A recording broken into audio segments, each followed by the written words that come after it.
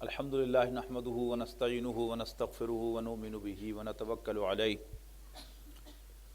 ونعوذ باللہ من شرور انفسنا ومن سیئات اعمالنا من یہدہ اللہ فلا مضل لہ ومن یضللہ فلا ہادی لہ ونشہد ان لا الہ الا اللہ وحدہ لا شریک لہ ونشہد ان سیدنا محمدا عبدہ ورسولہ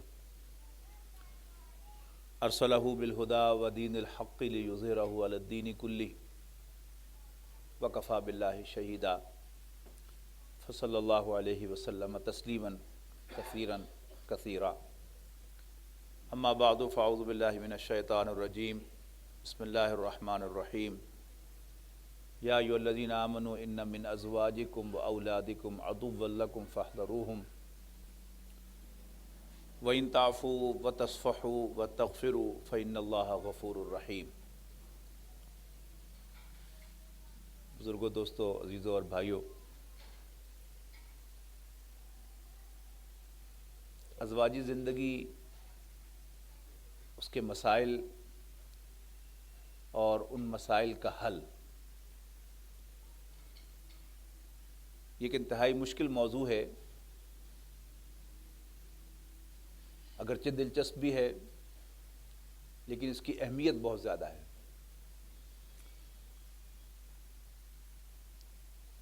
سیرت النبی کا اگر ہم مطالعہ کرتے ہیں تو ہمیں یہ معلوم ہوتا ہے کہ نبی اکرم صلی اللہ علیہ وسلم کی ازواج جو اذرع قرآن، بیسٹ آف دا ویمن لاٹ تھیں، یعنی بہترین خواتین، جنہیں قرآن مجید نے کہا کہ اللہ تعالیٰ تمہیں پاک کر دینا چاہتا ہے جیسے پاک کرنے کا حق ہے، انہوں نے بھی نبی اکرم صلی اللہ علیہ وسلم کو وقتاً فوقتاً پریشان کیا ہے۔ ہمارا ایمان یہ ہے کہ نبی اکرم صلی اللہ علیہ وسلم کی ازواج سے بہتر کوئی اور خواتین نہیں ہو سکتی، تو اگر انہوں نے بھی پریشان کیا ہے تو اس کا مطلب یہ ہے کہ یہ عورت کی نیچر کا حصہ ہے کہ اس نے کچھ نہ کچھ پریشان اپنے شوہر کو کرنا ہوتا ہے۔ حضرت عمر رضی اللہ تعالیٰ عنہ کا کسی نے دروازہ کھٹکھٹایا تو حضرت عمر جب باہر تشریف لائے تو ایک شخص جو ہے وہ وہاں سے جا رہا تھا، تو آپ نے اسے بلایا، ہاں بھائی ہاں کیا بات ہے؟ انہوں نے کہا بس ٹھیک ہو گیا۔ حضرت عمر بہت ذہین آدمی تھے، فرمایا کہ تم کہیں میری عورت کی، میری بیوی کی گفتگو سن کر تو پریشان ہو کے نہیں جا رہے؟ انہوں نے کہا یا امیر المومنین، میں تو اپنی بیوی کی شکایت آپ سے کرنے آیا تھا، اور میں نے یہاں آ کر طبیعت میری ٹھیک ہو گئی ہے کہ اگر امیر المومنین اور وہ بھی حضرت عمر رضی اللہ تعالیٰ عنہ ان کا یہ حال ہے تو پھر ہمارے لیے کوئی مسئلہ نہیں ہے۔ حضرت عمر رضی اللہ تعالیٰ عنہ نے اس سے کہا کہ بھی دیکھو، میری بیوی میرے لیے کھانا بناتی ہے، میرے کپڑے دھوتی ہے، میرے بچوں کی نگہداشت کرتی ہے۔ تو پنجابی کہہ رہے ہیں کہ تھوڑا بہت بول بلارا کر لیا تو کی ہو گیا، لیٹ ہر۔ حقیقت یہ ہے کہ جب حضور صلی اللہ علیہ وسلم اور حضرت عمر جیسی عظیم شخصیات کے لیے بھی یعنی یہ معاملہ جو ہے وہ ہو پریشانی کا، تو اگر ہمیں اس میں کوئی پریشانی ہوتی ہے، سب سے پہلی بات تو یہ ہے کہ اس میں قطعاً پریشان ہونے کی ضرورت نہیں۔ یعنی ایک تو یہ اگر انسان کو ہو کہ ایسا ہوتا ہی ہے تو پھر انسان کی تکلیف جب دور ہو جاتی ہے۔ میرے چھوٹا بھائی وہ پی ایف میں تھا تو ہوائی جہاز کریش ہو گیا اس کا، تو والد صاحب کو جو تعزیت کے خطوط اور پیغامات آئے، ان میں سے ایک ہمارے پڑوسی ہوا کرتے تھے، مرچنٹ نیوی میں تھے اس وقت، ان کو جب اطلاع ملی وہاں پر مرچنٹ نیوی میں سی کے دوران ہی، سفر کے دوران، تو انہوں نے وہاں سے خط لکھا، تو انہوں نے اس خط میں لکھا کہ حادثات تو روز ہوتے ہیں اور اس میں لوگ مرتے بھی ہیں، لیکن جب کوئی اپنا مرتا ہے تو دکھ ہوتا ہے۔ یعنی کنڈول کرنے کا بڑا خوبصورت انداز ہے کہ حادثات ہوتے ہیں، اموات ہوتی رہتی ہیں، ٹیک اٹ نارمل۔ تو اگر ہمیں یہ بات سمجھ میں آ جائے کہ اللہ تعالیٰ نے عورت کی نیچر کا یہ حصہ بنایا ہے، اس کی کیا حکمتیں ہیں یہ اللہ ہی جانتا ہے، اور یقیناً بڑی حکمتیں ہیں اس کے اندر، اس لیے کہ اللہ تعالیٰ نے عورت کو جو اسائنمنٹ دی ہے، بچے کی پیدائش میں اس کا کردار اور پھر بچے کی ابتدائی نگہداشت میں اس کا جو کردار ہے وہ ان میچڈ ہے۔ اس کے لیے جس طرح کا مزاج چاہیے، جس طرح کا ٹیمپرامنٹ چاہیے، وہ مرد کے پاس نہیں ہے۔ ہمیں 2 دن بچے پالنے پڑ جائیں تو دن میں تارے نظر آ جائیں، یہ عورت ہی کی ہمت ہوتی ہے کہ جو بچے پالتی ہے اس جذباتی پیار کی وجہ سے جو اللہ تعالیٰ نے اس کے دل میں اپنی اولاد کے لیے رکھا ہے، کہ قیامت کا نقشہ جب قرآن مجید میں کھینچا گیا سورہ حج میں تو ارشاد ہوا یا ایھا الناس اتقوا ربکم، لوگوں اپنے رب سے ڈرو، ان زلزلۃ الساعۃ شیء عظیم، یقیناً قیامت کا زلزلہ بڑی ہاربل چیز ہے۔ یوم ترونھا، جس دن تم اسے دیکھو گے، تذہل کل مرضعۃ عما ارضعت، تو ہر دودھ پلانے والی اپنے بچے کو دودھ پلانا بھول جائے گی۔ یعنی عام حالات میں بچے کو دودھ پلانا عورت نہیں بھولتی، بچے کی نگہداشت جو ہے وہ اس کی فرسٹ پرائرٹی ہے۔ تو یوم ترونھا تذہل کل مرضعۃ عما ارضعت وتضع کل ذات حمل حملھا، اور حمل والیوں کے حمل گر جائیں گے۔ وتری الناس سکارا، اور تم لوگوں کو نشے کی حالت میں دیکھو گے۔ وما ھم بسکارا، حالانکہ وہ نشے میں نہیں ہوں گے، ولکن عذاب اللہ شدید، حقیقت یہ ہے کہ اللہ کا عذاب بہت شدید ہوگا۔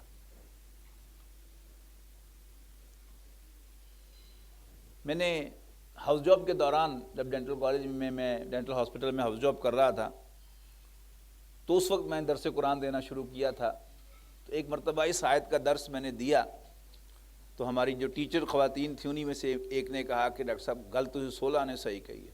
انہوں نے واقعہ سنایا کہ ایک مرتبہ زلزلہ آیا تو کہتے ہیں کہ چارپائی ہلی تو میں نے فوراً آنکھ میری کھلی تو ان کے شوہر جو تھے وہ آرمی میں تھے، میجر تھے، تو کہتے ہیں میں نے دیکھا کہ میرے شوہر جو ہے وہ چارپائی کے پاس کھڑے ہوئے کانپ رہے ہیں اور کلمہ پڑھ رہے ہیں۔ کہتے ہیں میں اٹھی بعد میں پہلے میرا ہاتھ جو ہے وہ اپنی بچی کی طرف گیا، یعنی باپ جو ہے وہ بچی کو چھوڑ کے اپنی فکر میں کھڑا ہو گیا، لیکن ماں جو ہے وہ اپنے بچے کو نہیں بھولتی، پہلے اپنے بچے کی ٹیک کیئر کرے گی، پھر وہ اپنی حفاظت کا بندوبست کرے گی۔ یہ اللہ تعالیٰ نے عورت کی خاص ایک نیچر بنائی ہے جو مرد کے پاس نہیں ہے۔ اب مرد اور عورت جو ہیں، اصل میں جو پرابلمز ہمیں پیش آتی ہیں ان میں سے میری تجزیے کے مطابق ایک اہم پرابلم یہ ہے کہ ہم مرد اور عورت کو ایک جیسا وجود سمجھتے ہیں جو کہ نہیں ہے۔ آپ میں سے جن حضرات نے بایولوجی کا مطالعہ کیا ہے اور بایولوجی میں جینیٹکس بھی کچھ نہ کچھ پڑھی ہے، انہیں معلوم ہوگا کہ انسان کا جسم سیل سے بنتا ہے، اور سیلز کے اندر ایک سیل وال ہوتی ہے، پھر پروٹوپلازم ہوتا ہے، پھر نیوکلیس ہوتا ہے، اور نیوکلیس کے اندر کروموسومز ہوتے ہیں۔ یہ کروموسومز جو ہیں یہ R N A, D N A آپ نام سنتے ہیں اخبارات میں، ٹیسٹ کے سلسلے میں، کنفرمیشن کے سلسلے میں، یہ تھریڈز جو ہوتے ہیں، دھاگے جو ہوتے ہیں، یہ R N A D N A کے یہ دھاگے ہوتے ہیں، اور انسان کا سارا کیریکٹر جو ہے وہ انہی کے اندر ہوتا ہے۔ یہ جینیٹک انجینئرنگ کا نام آپ نے سنا ہوگا کہ اس وقت دنیا میں سب سے اہم سائنس جو ہے وہ جینیٹکس انجینئرنگ ہے، جینیٹک انجینئرنگ۔ اس میں ہم یہ دیکھ رہے ہیں کہ یورپ میں ملٹی نیشنل کمپنیز نے سیڈز ماڈیفائی کیے ہیں، یعنی بیج جو تھے، مثلا گندم کا بیج ہے، پہلے ہوتا تھا کہ آپ اچھا بیج آپ جو ہے وہ لے آئے اور آپ نے اس سے ایک فصل لی، پھر اسی میں سے بیج کے طور پر رکھ لیا، اگلی فصل لے لی۔ تب ان بدماشوں نے کیا کیا ہے، بیج تیار کیا ہے کہ جو پروڈکشن بہت زیادہ دیتا ہے، لیکن ساتھ ہی یعنی اس انجینئرنگ میں ایک اور استادی بھی اس میں لگا دی ہے کہ یہ صرف ایک پروڈیوس دے سکتا ہے، دوبارہ اس کی جو پروڈکشن ہے وہ بیج کے طور پہ کام نہیں آ سکتی، یعنی ہر دفعہ ہم سے خریدو، یعنی جو بھی بزنس مین کی خاص اپروچ ہوتی ہے اس کے اعتبار سے اپنا مونوپلی جو ہے وہ انہوں نے کی ہے۔ اسی طرح جو مثبت ریسرچ ہو رہی ہے کہ جو مہلک بیماریاں ہیں، ڈائبٹیز ہے اور دوسری جو کچھ بیماریاں ہیں، کینسر وغیرہ، ان کے جینز جو ہیں وہ تلاش کرنے کی کوشش کی جا رہی ہے کہ ان جینز کو انجینئر کر دیا جائے اور ان بیماریوں سے نجات حاصل کر لی جائے۔ اب جب ہم کروموسومز کے اعتبار سے دیکھتے ہیں مرد اور عورت کو، تو مرد اور عورت کے کروموسومز جو ہیں وہ ایک جیسے نہیں ہیں، یعنی پیئرز کی شکل میں یہ دھاگے ہوتے ہیں، دو دھاگے ہیں درمیان میں وہ جڑے ہوئے ہوتے ہیں، تو ان کے اندر وہ سب جو کچھ جو ہے وہ انگریوڈ ہوتا ہے، جیسے ہماری یہ سافٹ ویئر ہیں ہمارے، یعنی چھوٹی سی یو ایس بی ہے، ویسے اس کو دیکھیں تو وہ چپٹی سی نظر آئے گی اور کچھ اس میں سے منیاں سی نکلی ہوئی ہوں گی، لیکن اس کے اندر کیا کچھ لکھا ہوا ہے وی ہیو نو آئیڈیا۔ اسی طرح کروموسوم جو ہیں وہ یعنی عام مائکروسکوپ سے بھی نظر نہیں آتے، صرف الیکٹران مائکروسکوپ سے انہیں دیکھا جا سکتا ہے، بہت ہی چھوٹے ہیں یہ، لیکن ان کے اندر اللہ تعالیٰ نے کیا کچھ رکھا ہوا ہے، یہ اللہ تعالیٰ کی جو تخلیق کا شاہکار ہے ان میں سے ایک ہے۔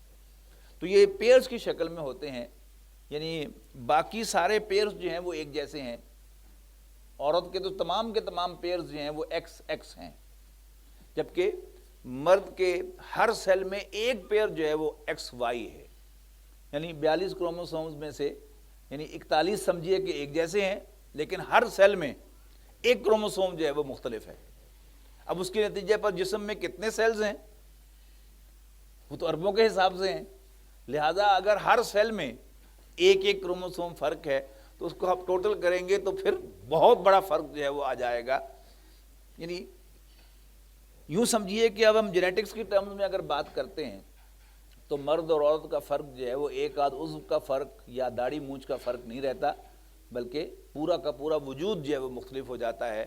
یعنی یوں کہیے کہ ہاتھ بھی یعنی جو دکھتا ایک جیسا ہے کہ مردوں کے ہاتھ کی بھی 5 انگلیاں ان میں سے ایک انگوٹھا ہے اور عورت کی بھی 4 انگلیاں ایک انگوٹھا ہے، لیکن وہ بھی ایک جیسے نہیں ہیں۔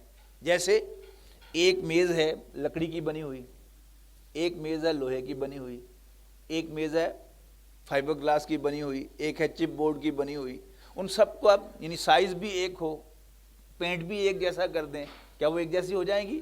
ہرگز نہیں، وہ ایک جیسی نہیں ہوں گی۔ آپ نوک کریں گے تو مختلف ہوگی، آپ جلائیں گے تو جلانے کا جلنے کا عمل مختلف ہوگا۔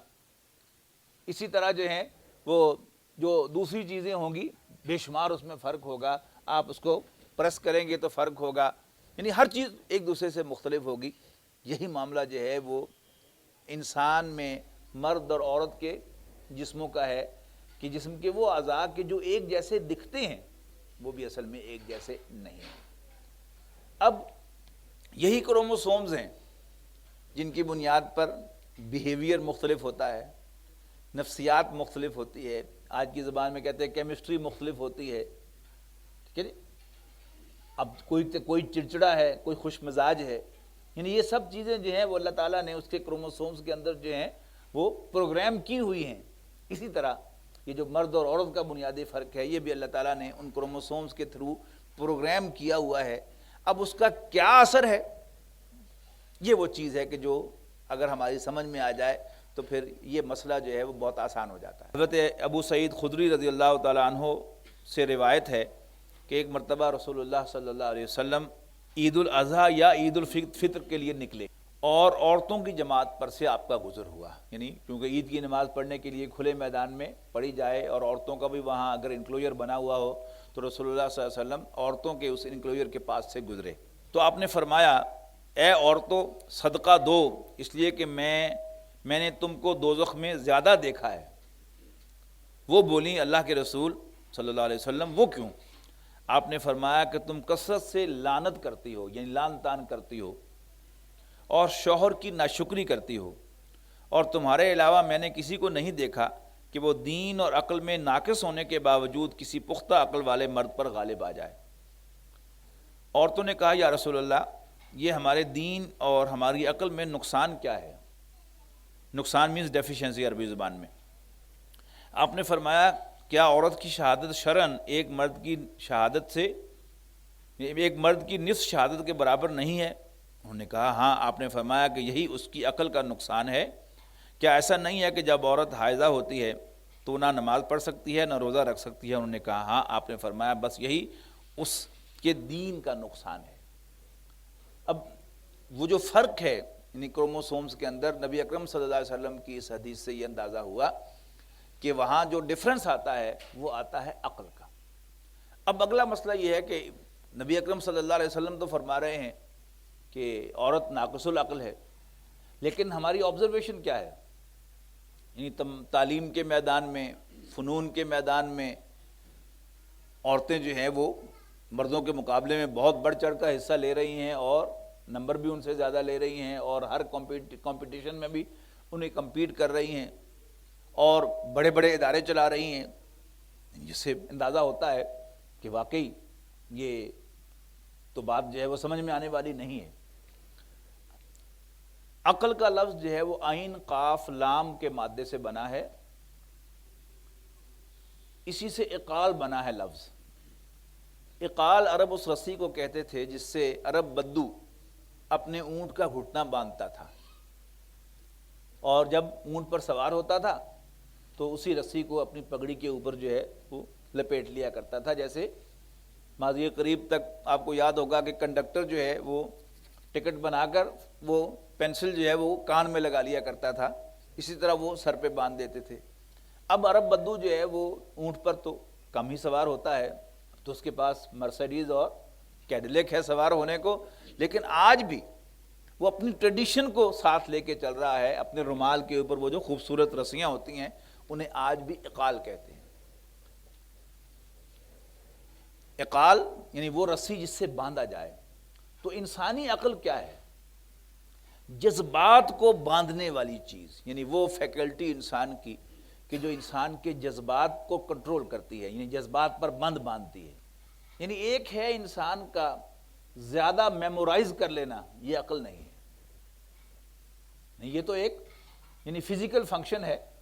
یعنی آپ ڈیٹا جو ہے وہ اب چھوٹے کرتے کرتے کیا ہوتا جا رہا ہے؟ یعنی جب نیا کمپیوٹر آیا تھا، بڑے کمرے کے اندر ایک کمپیوٹر پڑا ہوا ہوتا تھا، اس کی میموری بھی پتہ نہیں بہت تھوڑی ہوتی ہوگی، اور اب ہوتے ہوتے جو ہے وہ میموری جو ہے وہ یو ایس بی چھوٹی سے چھوٹی ہوتی چلی جا رہی ہے، اور اس کی جو کیپیسٹی ہے میموری سٹور کرنے کی وہ بڑھتی چلی جا رہی ہے۔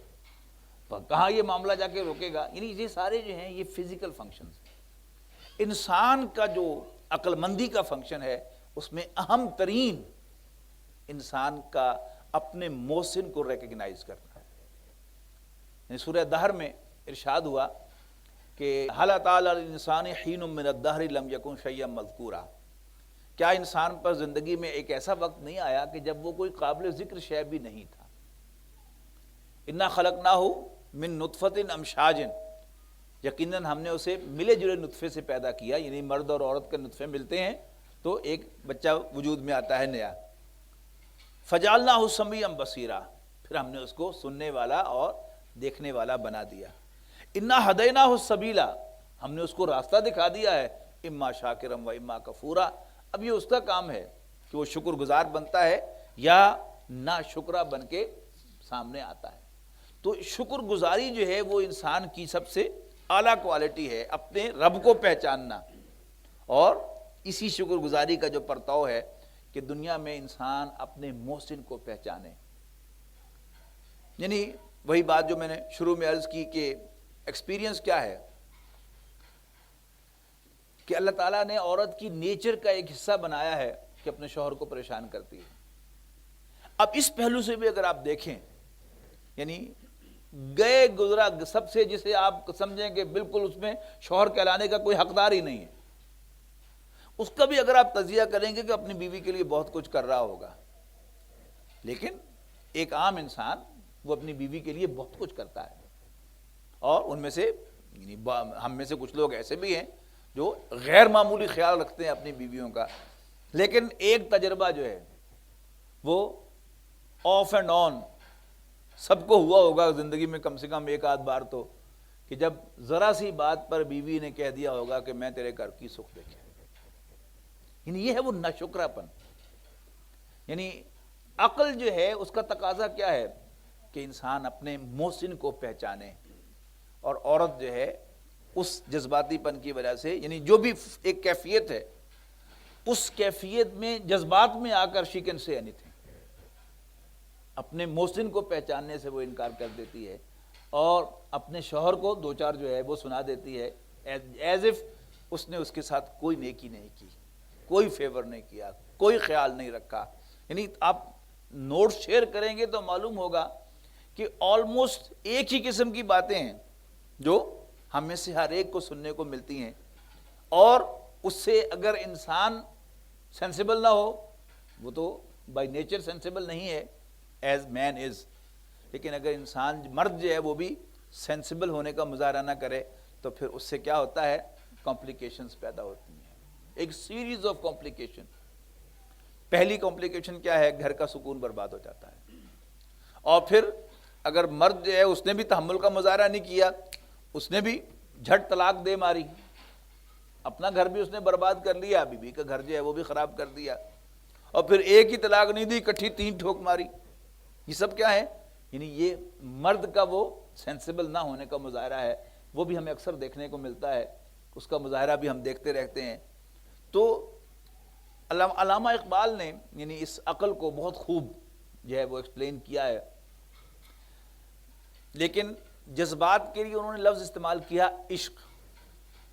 ان کی مشہور غزل، اس کا تو ایک آدھ شعر تو آپ سب کو یاد ہوگا ہی صحیح، بے خطر کود پڑا نہ آتش نمرود میں عشق، عقل ہے محو تماشائے لب بام پہ.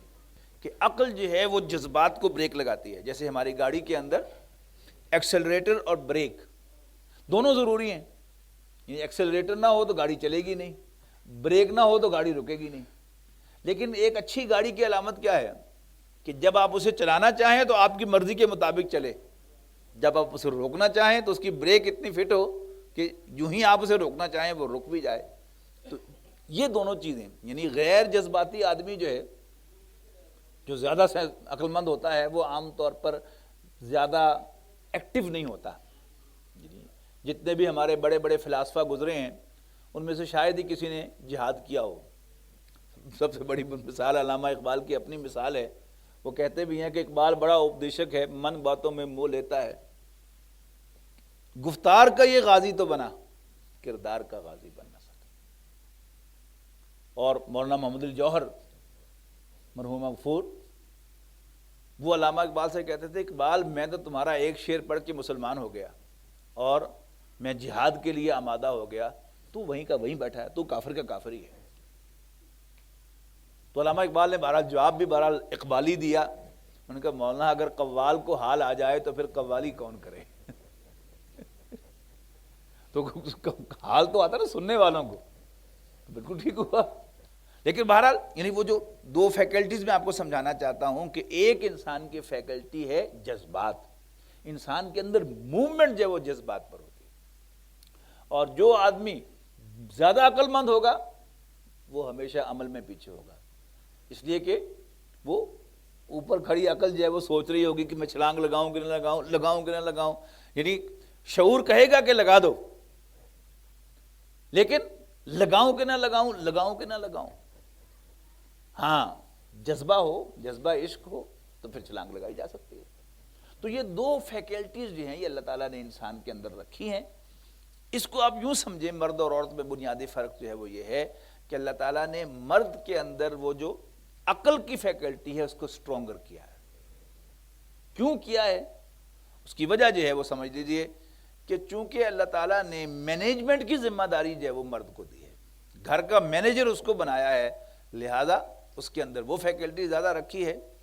اور عورت کو جیسا کہ میں نے عرض کیا کہ اس کو جو اسائنمنٹ دی ہے بچوں کو پالنے کی، اس کے لیے سوٹیبل جو تھی وہ دوسری کوالٹی تھی کہ وہ جذباتی ہو، اور خاص طور پر اپنے اولاد کے ساتھ، اپنے بچوں کے ساتھ اس سے جذباتی عشق ہو. مرد یہ کام کر سکتا.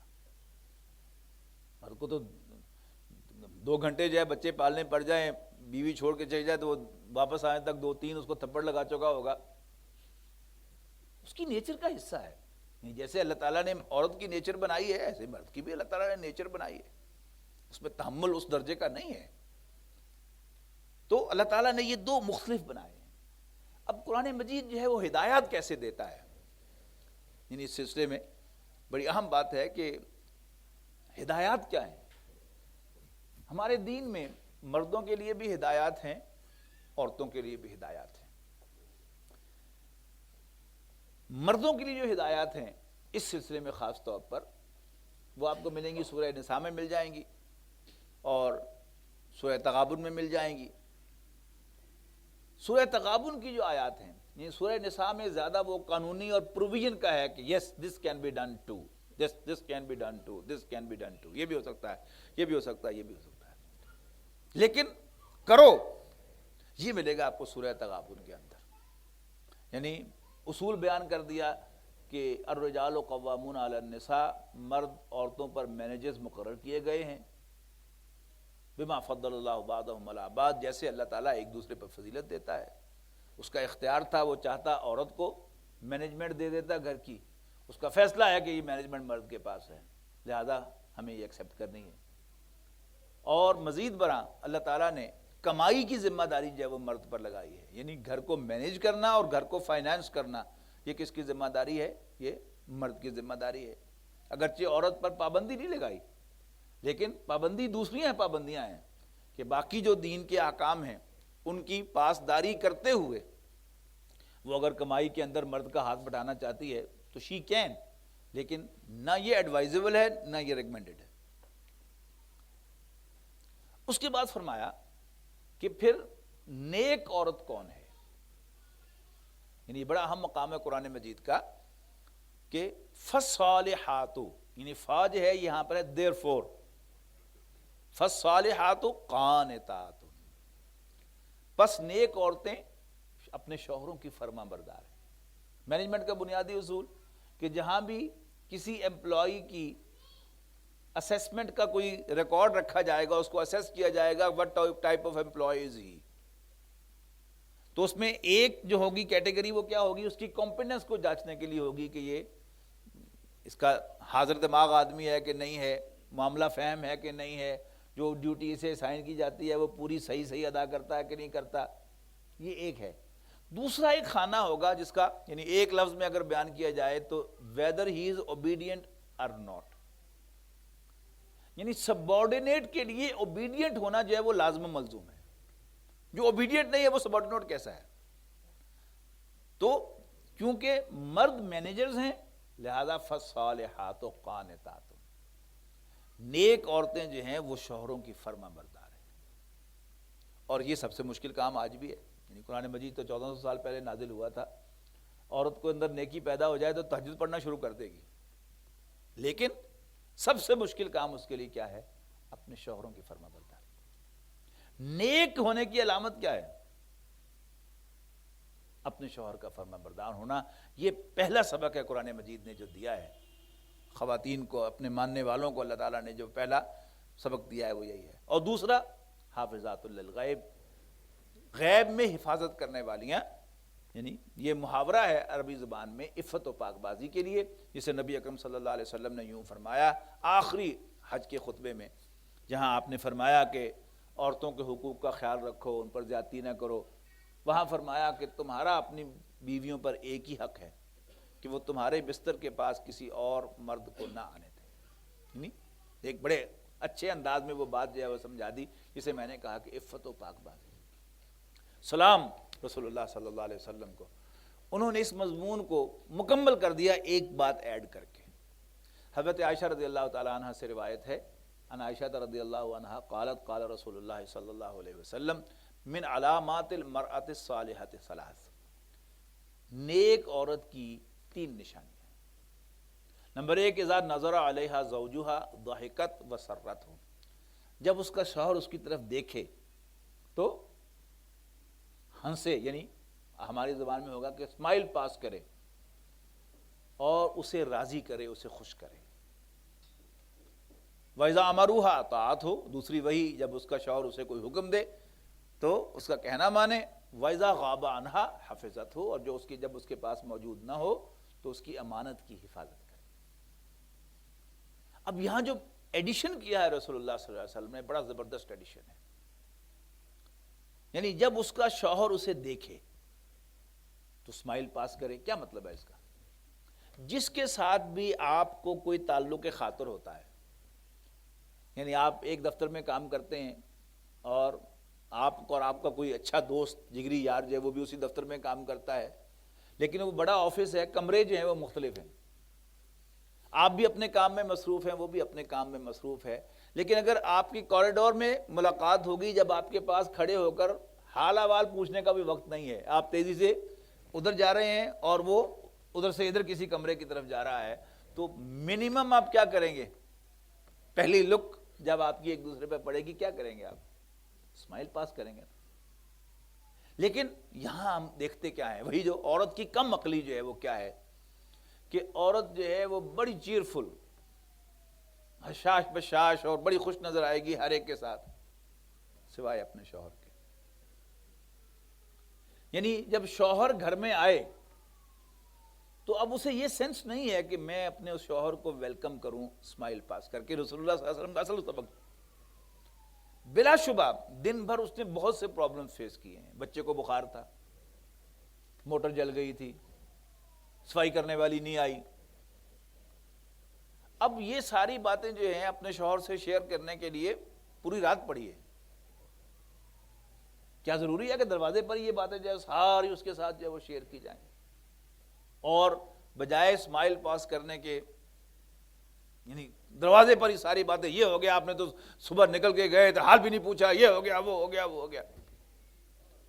یہ ہے وہ کم عقلی کی بات جو نبی اکرم صلی اللہ علیہ وسلم فرما رہے ہیں اپنی ماننے والیوں کو کہ پہلی ان کی نیکی کی علامت جو ہے وہ کیا ہے؟ من علامات المرأۃ الصالحۃ ثلاث, نیک عورت کی 3 نشانیاں. پہلی اذا نظر علیہا زوجہا ضحکت وسرت.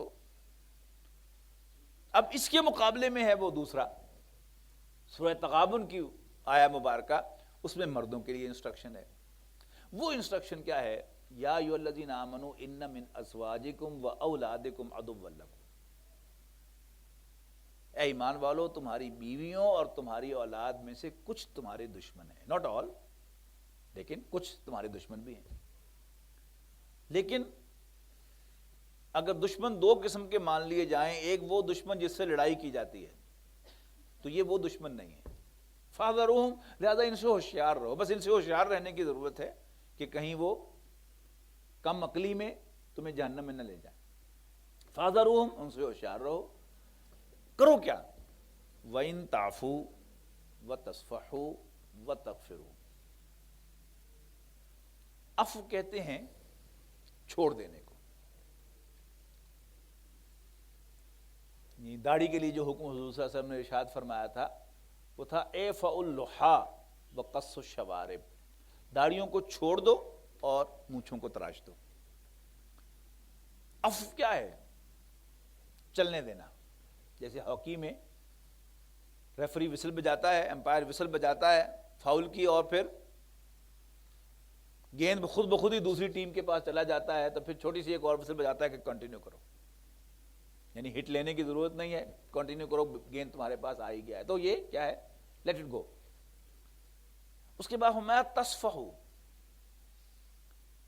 صفحہ کہتے ہیں نا پیج کو, یعنی ایک کاغذ ہے, اس کے یہ 2 صفحے ہیں, ایک ادھر ہے ایک ادھر ہے.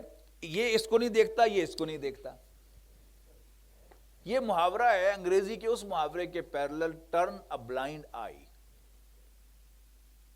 سنی انسنی کر دینا, دیکھی اندیکھی کر دینا. تیسرا تغفرو, ڈھانپ دین. مغفر کہتے ہیں ہیلمٹ کو, یعنی جو آپ کے سر کو ڈھانپتا ہے. تو مغفرت کیا ہے, بخشش کیا ہے؟ یعنی گناہوں کو ڈھانپ دینا. تو وَإِن تَعْفُوا, اگر تم, فارسی کا لفظ ہے, درگزر کرو گے, اگنور کرو گے, اور you will turn a blind eye to them, اور ان کی غلطیوں کو ڈھانپ دو گے, فَإِنَّ اللَّهَ غَفُورٌ رَحِيمٌ, تو اللہ تعالیٰ بھی بخشنے والا مہربان ہے. یعنی ہم میں سے ہر شخص جو ہے وہ جب اللہ کے سامنے ہاتھ اٹھاتا ہے تو کیا کہتا ہے؟ ربی انی ظلمت نفسی ظلما کثیرا. یا اللہ, میں نے, اے میرے رب, میں نے اپنے اوپر بہت ظلم ڈھایا ہے. لا یغفر الذنوب الا انت, تیرے سوا کوئی گناہوں کو نہیں بخشتا. فاغفر لی مغفرۃ من عندک وارحمنی, لہذا اپنے خاص خزانہ فضل سے مجھے بخشش عطا کر دے, مہربانی سے مجھے معاف کر دے, ہے نا. لیکن اپنے سے چھوٹوں کے لیے اس کا طرز عمل یہ نہیں ہوتا. ہمارے ایک دوست نیو جرسی میں ہیں, بزرگ ہیں, مجھ سے عمر میں بڑے ہیں, تو میں نے ان کے ہاں فون کیا. میں گیا ہوا تھا نیو یارک, تو وہ گھر پہ نہیں تھے. میں نے پیغام دیا کہ جی میں ڈاکٹر سمیع بول رہا ہوں, تو آئیں تو اسے کہہ دیجیے مجھے فون کر لیں. تو وہ ہماری بہن جو تھی ان کی اہلیہ، انہوں نے کہا کہ جی بھائی صاحب میرا بھی ایک کام کر دیجیے. میں نے کہا جی. انہوں نے کہا جی آپ کے بھائی ڈانٹتے بہت ہیں. میں نے کہا اچھا میں بات کروں گا. پھر وہ جب فون آیا تو میں نے ان سے وہ کنسرن بھی رکھا ان کے سامنے. تو انہوں نے کہا کہ جی اصل میں پرفیکشنسٹ ہوں، اور جب کام پرفیکٹ نہ ہو تو مجھے اس پر غصہ آ جاتا ہے. سب سے پہلی تو یہ غلط فہمی انسان کو اپنے دل سے نکال دینی چاہیے کہ میں پرفیکشنسٹ ہوں. none of us is perfect. Perfection ختم ہو گئی رسول اللہ صلی اللہ علیہ وسلم. حضور صلی اللہ علیہ وسلم کے بعد کوئی پرفیکٹ نہیں. اور میں عرض کر چکا ہوں کہ وہ پرفیکٹ جو ہے ان کے ساتھ بھی عورت کی نیچر کے مطابق ازواج مطہرات نے، یعنی قرآن مجید گواہ ہے، میں اپنے پاس سے نہیں کہہ رہا. They are the best of the lord. وہ ہماری مائیں ہیں، اور وہ جو مطہرات ہیں قرآن مجید نے کہا ہے کہ پاک کر دے اللہ تعالیٰ جیسا کہ پاک کرنے کا حق ہے. یعنی اہل بیت کہہ کر انہیں بلایا گیا ہے 22ویں اور 21ویں پارے کے بالکل جنکشن پر. یہ رکوع ہے یا نساء نبی، اے نبی کی بیویو، لستن کاحد من النساء، تم عام عورتوں کی سی نہیں ہو. اگر تم اللہ کا تقوی اختیار کرو گی اور فرما برداری اختیار کرو گی تو اللہ تعالیٰ تمہیں دوہرا اجر دے گا، اور اگر تم بے حیائی کا ارتکاب کرو گی تو سزا بھی دوہری ملے گی، اس لیے کہ تمہارا مقام اونچا ہے، تم نبی کی بیویاں ہو. وہیں پر فرمایا گیا کہ اے نبی کے گھر والوں، یعنی ازواج مطہرات کو اہل بیت کہا گیا ہے وہاں پر، کہ اللہ تعالیٰ تمہیں پاک کر دینا چاہتا ہے جیسا کہ پاک کرنے کا حق ہے. ان سے بھی یہ ہوئی، معلوم ہوا کہ یہ تو عورت کی نیچر کا حصہ ہے. اب کیسے اسے ٹیکل کرنا ہے، اس کو ٹیکل کرنے کے دو طریقے ہیں. ایک طریقہ ہے پٹھانی طریقہ. پٹھانی طریقہ کیا ہے کہ اس کو کس کے رکھو، یعنی اٹھتے بیٹھتے اسے ڈانٹتے رہو، اور اسے پنجابی کہتے ہیں کسنے کے میں موقع نہ دو، بڑی ٹھیک رہے گی. لیکن یہ مسنون طریقہ نہیں ہے.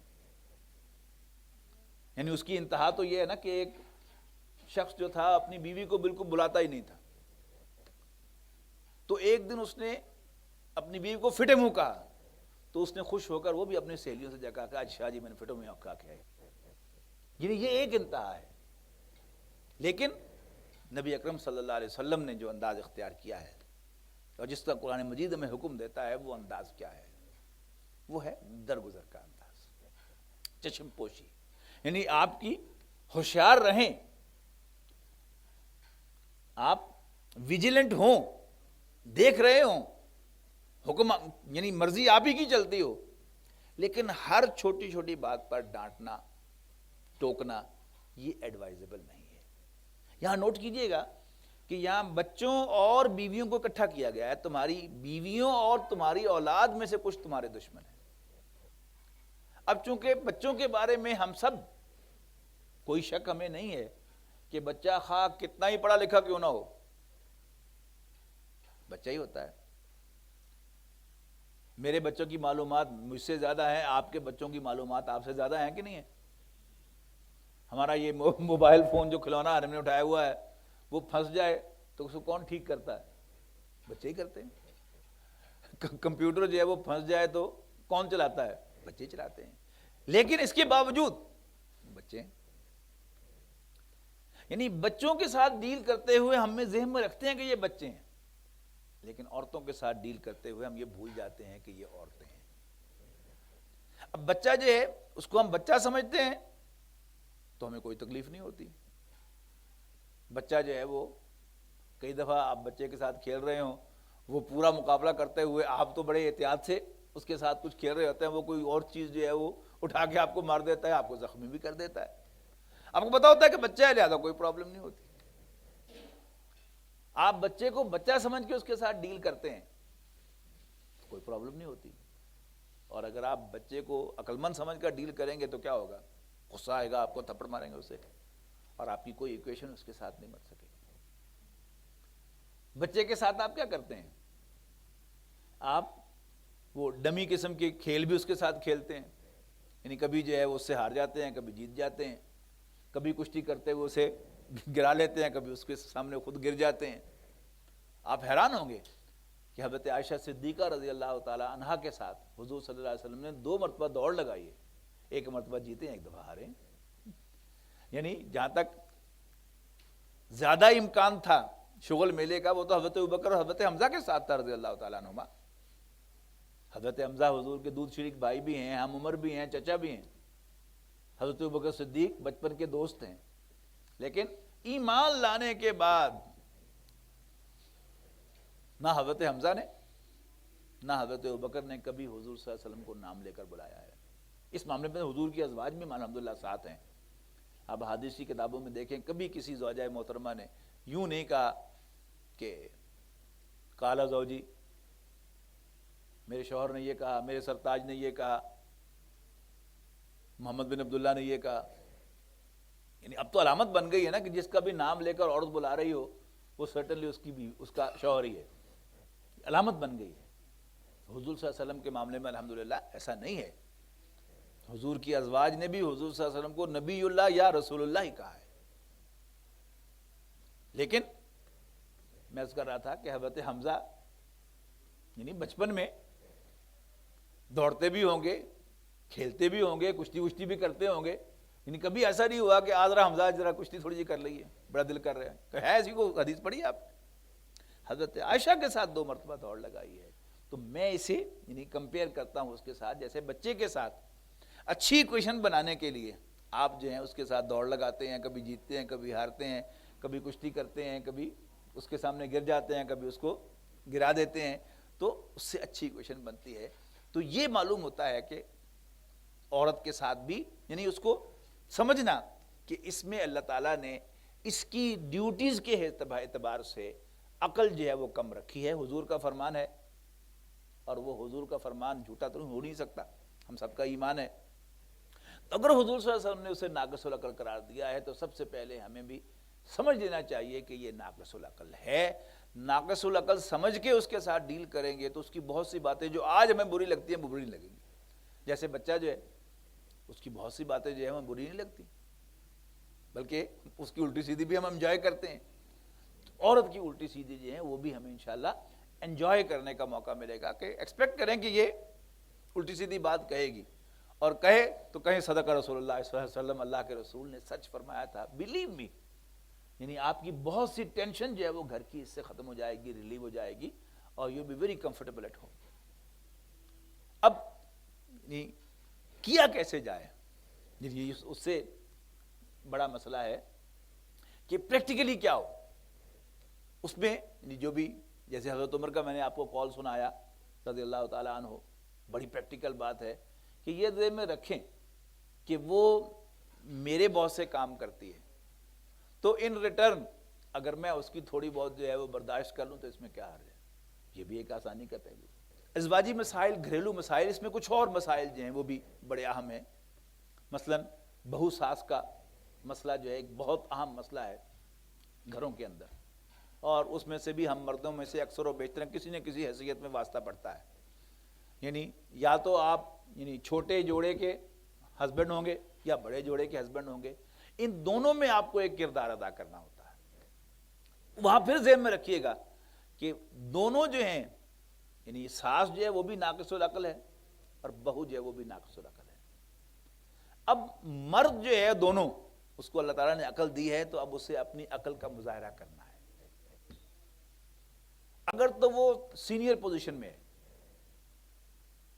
تو پھر اسے اپنی بیوی کو بھی سمجھانا ہے کہ دیکھو ہماری بیٹی ہے، اسے بیٹیوں کی طرح ٹریٹ کرو، اس کو بہو نہ سمجھو۔ اور ذہنی طور پہ آپ تیار رہیں کہ جب آپ یہ بات کہیں گے تو آپ کو آپ کی بیوی جو ہے وہ آپ پر الزام بھی لگا سکتی ہے کہ آپ جو ہے وہ بہو میں انٹرسٹڈ ہو گئے ہیں، اب جوان آپ کو اچھی لگتی ہے، بوڑھی آپ کو بری لگتی ہے۔ قطعاً نہیں گھبرانا اس بات سے، ذہنی طور پہ تیار رہے۔ اللہ تعالیٰ نے اس کا مزاج بنایا ہے۔ اسے حضور نے فرمایا کہ تم لان تان کرتے ہو، کیسے ہو سکتا ہے کہ وہ لان تان نہ کرے؟ She has to do it۔ آپ ذہناً تیار رہے، انشاءاللہ آپ کو پریشانی نہیں ہوگی۔ اور بہو کو بھی آپ جو ہیں وہ کہیں کہ چلو کوئی بات نہیں، تمہاری ماں ہے، ماں سمجھ کر اس کی باتوں کو اگنور کر دیا کرو، ذرا بوڑھی ہو گئی ہے نا تو کوئی بات نہیں۔ یعنی آپ اپنا کنسرن جو ہے وہ ضرور رکھیں اپنی والدہ کے سامنے، لیکن جج بن کر نہیں کہ آپ کی بیوی بھی بیٹھی ہوئی ہو اور ماں بھی بیٹھی ہوئی تو آپ ماں سے کہیں کہ دیکھیے آپ اس پر بڑی زیادتی کرتی ہیں، یہ نہیں۔ گھر میں کوئی جج نہیں ہے، آپ ریکویسٹ کے انداز میں کہیں کہ آپ کی بیٹی ہے، آپ اسے ٹریٹ کیا کریں، انشاءاللہ وہ آپ ہی کرے گی، لیکن پریفریبلی کہ جب آپ کہہ رہے ہوں تو آپ کی بیوی سن رہی ہو. یعنی یہ عورت ناقص العقل ضرور ہے لیکن ہے ڈیووٹڈ. یعنی اگر آپ صرف عورت کے علم میں یہ آ جائے کہ آپ نے جا کر اپنی والدہ سے کہا ہے کہ آپ زیادتی نہ کیا کریں، اسی پر وہ راضی ہو جاتی ہے. اور دوسرا، بیوی سے آپ کہیں کہ ہاں میں سمجھتا ہوں کہ والدہ تم پر زیادتی کرتی ہیں، لیکن میری پوزیشن کا بھی اندازہ لگاؤ کہ میرے پاس کوئی چوائس نہیں ہے. آئی کین ناٹ ریپلیس ہر، میں انہیں بدل نہیں سکتا. میری ماں جو ہے اللہ نے بنائی ہے تو میں انہیں بدل نہیں سکتا. اسی طرح ایک اور مسئلہ جو گھروں کے اندر پیش آتا ہے وہ ہے کہ اللہ تعالیٰ نے جو نیچر بنائی ہے مردوں اور عورتوں کی، یعنی ایک تو اس کا فرق وہ جذباتی ہونے والا ہے، دوسرا بھی ہمیں نوٹ کر لینا چاہیے کہ قرآن مجید نے سورہ آل عمران کی آیت نمبر 14 کے اندر مرد کی دلچسپیوں کی ایک لسٹ بیان کی ہے. یعنی وٹ اٹریکٹس مین. الفاظ ہیں اعوذ باللہ من الشیطان الرجیم، زُیِّنَ لِلنَّاسِ حُبُّ الشَّہَوَاتِ مِنَ النِّسَاءِ وَالْبَنِینَ وَالْقَنَاطِیرِ الْمُقَنطَرَةِ مِنَ الذَّهَبِ وَالْفِضَّةِ وَالْخَیْلِ الْمُسَوَّمَةِ وَالْأَنْعَامِ وَالْحَرْثِ ذَلِکَ مَتَاعُ الْحَیَاۃِ الدُّنْیَا وَاللَّهُ عِندَهُ حُسْنُ الْمَآب. کہ لوگوں کے لیے پرکشش بنائی گئی ہیں ان کی خواہشات کی محبتیں. اب چونکہ جواب مقابلے میں کیا آ رہا ہے، نمبر 1 پہ آ رہا ہے نساء، عورتوں سے جو مردوں کو دلچسپی ہے، عورتوں کے اندر مردوں کے دل میں جو اٹریکشن ہے وہ سر فہرست لایا گیا. اور ہم سب مرد جو یہاں بیٹھے ہیں ہم اس کو اپریشیٹ کر سکتے ہیں کہ واقعی یہ اللہ کا کلام ہے. اس لیے کہ مرد کی جو موومنٹس ہیں سب سے زیادہ وومن اورینٹڈ ہے، اور اس کے بعد بیٹے، اس کے بعد ہے سونے چاندی کے ڈھیر، یعنی بینک بیلنس آج کی زبان میں کہیں گے، پھر عمدہ نسل کے گھوڑے یعنی برانڈڈ رائڈ. یعنی ایک ہے رائڈ تو موٹر سائیکل بھی ہے اور کار بھی ہے، لیکن کار جو ہے مہران بھی ہے اور کار جو ہے وہ مرسیڈیز بھی ہے، ہونڈا ایکارڈ بھی ہے. تو یہ کیا ہے، برانڈ جو ہے اس کی مرد کی دلچسپی ایک خاص ہوتی ہے. اور پھر آخری عمر میں جا کر کھیتی اور مویشی.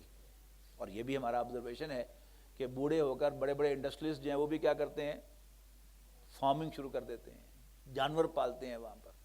تو یہ ان آیات میں سے ہے کہ جنہیں یعنی میں نے جوانی کے دور میں جب پڑھا تو میرے دل نے گواہی دی کہ یہ واقعی میرے خالق کا کلام ہے، کہ میری ٹرو پکچر جو ہے اس نے کھینچ لی ہے. تو اس میں سر فہرست وہ ہے. جبکہ عورت کے اندر بھی جنسی خواہش ہے لیکن مرد جیسی نہیں ہے. اس میں عرض کیا کرتا ہوں نا کہ ویسے اگر آپ کو یقین نہ آئے تو تجربہ کر کے دیکھ لیں. 2 تجربے کریں. ایک تو یہ ہے کہ اگر آپ یہاں پر کچھ مرد بیٹھے ہوئے ہوں اور اس پردے کے پار سے یا کوئی گلی ہو، لوگ گزر رہے ہوں، 20 مرد گزر جائیں گے، مرد اس کا نوٹس نہیں لیں گے. ایک خاتون کے پاؤں کی آہٹ کی آواز آئے گی تو سب اس کی طرف متوجہ ہوں. لیکن vice versa is not true, یہ بھی یاد رکھیے گا.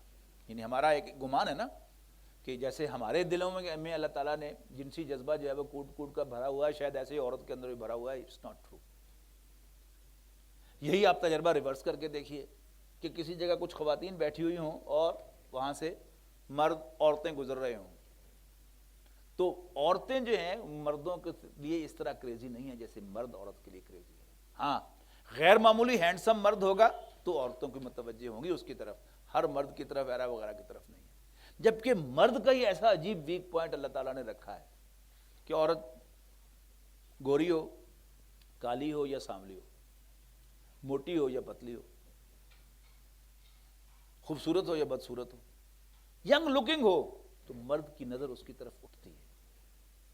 ایک تو یہ بات جو ہے وہ عورتوں کو ذہن میں ہونی چاہیے، عورتوں کو رہنی چاہیے ذہن میں کہ جیسے عورت کی اللہ تعالیٰ نے کچھ کمزوریاں بنائی ہیں، ایسے ہی مرد کی سب سے بڑی کمزوری جو ہے وہ عورت ہے.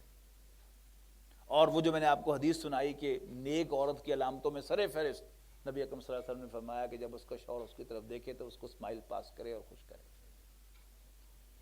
کیا ہوگا جب اس کی اپنی بیوی جو ہے وہ تو بڑے ہارش طریقے سے اسے ملے گی، اور ہر دوسری عورت جو ہے ادر دین ہز وائف وہ اس کو ویلکم کرے گی اسمائل کے ساتھ، تو نتیجہ کیا نکلے گا؟ تو ایک اور تجربہ کر لیجئے، ایک بچے کو نہلا دھلا کر اچھے صاف ستھرے کپڑے پہنا کر جو ہے ایک دن اس کی باپ کی انگلی پکڑوا کر گلی میں سے گزاریے، اور اگلے دن اسی طرح نہلا دھلا کر انہی کپڑوں کے ساتھ اس کی ماں کی انگلی پکڑوا کر گلی میں سے گزاریے، اور اپنے گریبان میں جھانک کے دیکھیے کہ بچہ آپ کو کس دن زیادہ پیارا لگے گا۔ سیدھا سیدھا ٹیسٹ ہے۔ اب اسی کا ایک اور نیز کی مینیفیسٹیشن ہے کہ مرد جو ہے خواہ فزیکلی ویک ہو جائے، یعنی سیکس کرنے کے قابل نہ رہے، لیکن اس کی شخص کی خواہش برقرار رہتی ہے، خواہ وہ بوڑھا ہو جائے۔